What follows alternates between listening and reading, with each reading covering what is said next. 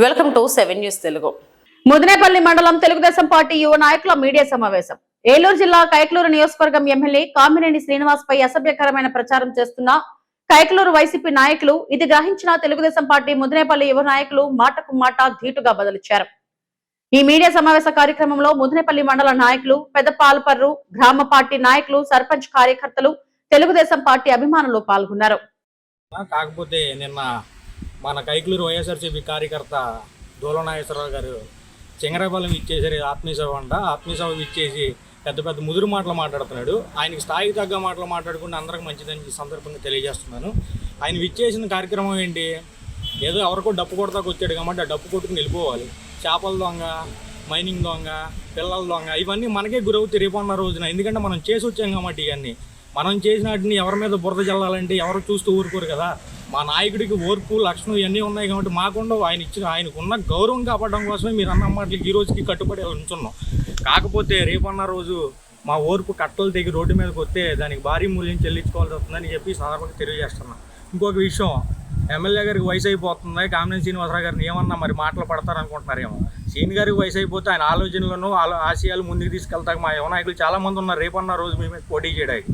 పోటీ చేస్తే మొన్న 45,000 50,000 మెజార్టీతో ఓడిపోయాము. రేపన్న రోజు పోటీ చేస్తే దానికి 60 దగ్గర నుంచి 70,000 దాకా డిపాజిట్లు కూడా గల్లంతే రోజు దగ్గరికి తీసుకొస్తాం. ముందున్న రోజుల్లో మనం రోడ్డు ఎక్కినప్పుడు చాలా జాగ్రత్తగా మాట్లాడుకోవాలి. ఇంకా 3 సంవత్సరాలు అధికారంలో ఉన్నాం, రూలింగ్లో లేనప్పుడే మీరు మమ్మల్ని ఏం చేయాలి, రూలింగ్లో ఉన్నాం.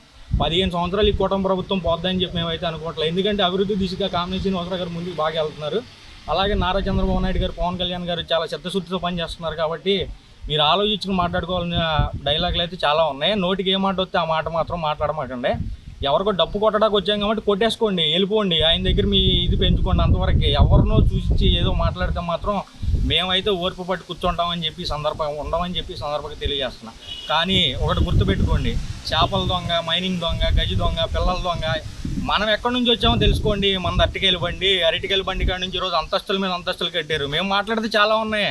కొడుకు పోలీస్ స్టేషన్ వెళ్ళిన రోజులు చాలా ఉన్నాయి, మీరు వెళ్ళిన రోజులు చాలా ఉన్నాయి. ఈ రోజు గుర్తొస్తున్నాయా? మన 5 సంవత్సరాల పరిపాలన ఏమైపోయింది? అలా మీ నాయకుడికే ఇది లేదు, మీరంత మధ్యలో మీరు ప్రెసిడెంట్కి ఎక్కువ, ఎమ్మెల్యేకి తక్కువ. కాబట్టి రానున్న రోజుల్లో చాలా జాగ్రత్తగా మాట్లాడుకోవాలని రోజులు ఉన్నాయి. మేము నోరు తెరిచి రోడ్డెక్కి మాట్లాడుతూ ఇప్పుడు ఇంకా దొడ్లో కూర్చుని ఏదో సభాముఖంగా చాలా జాలీగా మాట్లాడుతున్నాం మీ మీద.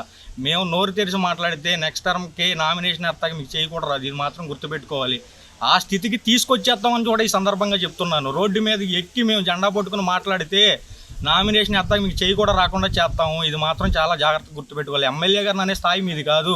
ఎందుకంటే మనం వచ్చింది ఎక్కడి నుంచి అన్నది జనాలందరికీ తెలుసు, కైక్లూరు నియోజకవర్గ ప్రజలకు బాగా తెలుసు, మా మున్నేపల్లి పండుగ ప్రజలకైతే ఇంకా బాగా తెలుసు. ఎందుకంటే 5 సంవత్సరాలు అధికారంలో ఉండగా మీరు చేసినటువంటి రాక్షస పాలన, రౌడీ పాలన అందరం చూసాం. కాబట్టి 151 నుంచి 11కి తీసుకొచ్చాం, 11 నుంచి 2కి తీసుకొస్తాం. మాకు పెద్ద టైం పట్టదు. కాబట్టి మనం ఆలోచించుకుని మాట్లాడాలి.